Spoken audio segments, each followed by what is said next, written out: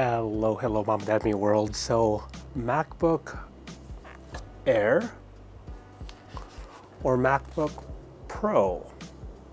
That is the question right here with this particular video. So, in this particular video, we are going to compare whether or not you should actually pick up the 13-inch MacBook Air or the 14-inch MacBook Pro. Both are very, very similar in size. As you can see right here, both of them already have cases on them, but you can see here by their side profile, they are very, very similar in size. Look at that, you've got the Pro in the back, you've got the Air up front. So again, very, very similar in size. You can see here that the Pro is definitively thicker. Again, these are already with cases already on them because I want to make sure that these computers are definitively protected. So size-wise, I would probably consider these two computers right here most likely a wash, depending on whether or not you really need to shave off that extra weight, because the Pro is definitively heavier than the Air. But again, very, very similar in size, as you can tell right here. So that is going to be your personal preference as to whether or not you want to go for the lightest you can with the MacBook Air. It is very, very comfortable to hold, very, very easy to take with you. But again, this is not that much heavier. It is indeed heavier. You can definitely feel there is a weight difference, but it is also very comfortable to hold in the hand.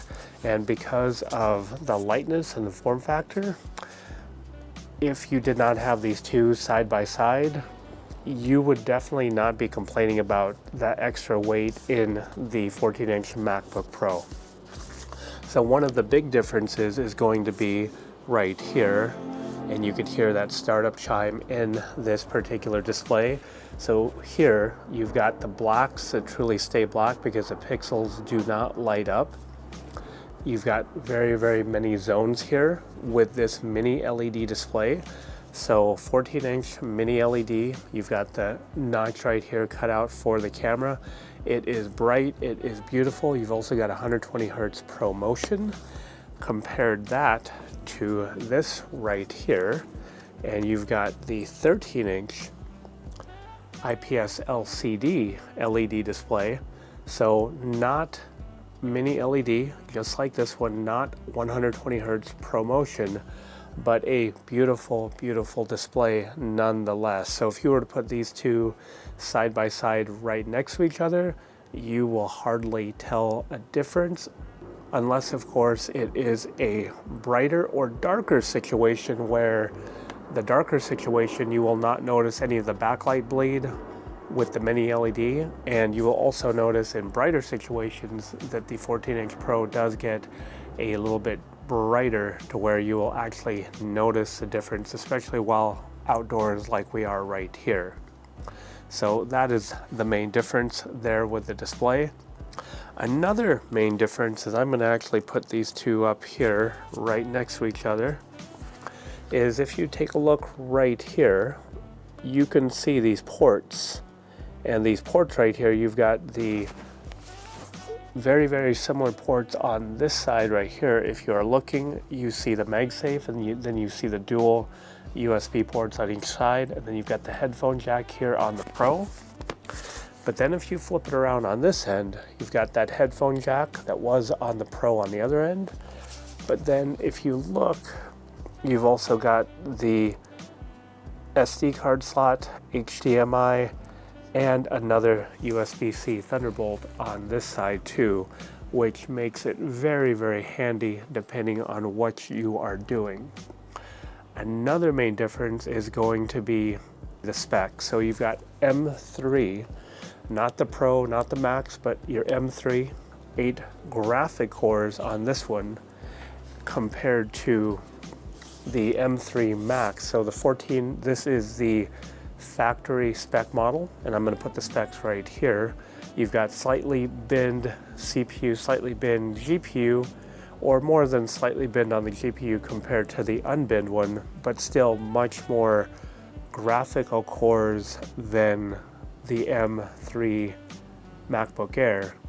So if you are going to be doing a little bit of let's say some longer videos, you're definitely going to want something with those more graphical cores in the M3 Max MacBook Pro and the 14. But if you don't need that power, the graphics alone indeed are just fine with the 13-inch MacBook Air, and you can still hook these up to 3 displays right here on the M3 Max, 2 over here on the MacBook Air. And that is actually one of the reasons why I did get the M3 MacBook Air, because you can close up the lid, hook it up to power, external keyboard, external mouse, and have dual displays on this M3 MacBook Air. So battery life on both of these is actually very, very similar. Both of them are quite good. And even though the 14 is a bigger computer, it does have a bigger battery, but because it does have more cores, it does use up a little bit more power as opposed to the completely factory lower end 13-inch M3 MacBook Air. Both of them will get you about a day and a half to 2 days of very light usage, and with a little bit more heavy usage, higher brightness, you've got at least 1 full day of work on either computer. So you are not going to be disappointed with battery life whatsoever using both. And if you're going to do a little bit of mixed usage, probably a good day and a half. And mixed usage, I'm considering like if you're going to be doing just regular office work with a little bit of video / photo editing. And finally, one last difference is going to be, this is going to be a bigger difference, it's going to be the price. You're going to see the starting price for the M3 MacBook Air, and this again is the lowest end model you can get. 8 gigs of memory, 256 gigs of storage, compared to this guy right here with 36 gigs of memory, 1 terabyte of storage. And you can see that in the price. It is reflected up here on the screen. It is almost 3 times the cost difference. Is this computer 3 times worth the cost over the Air? Well, it really depends on what you're going to be doing with it and your personal usage.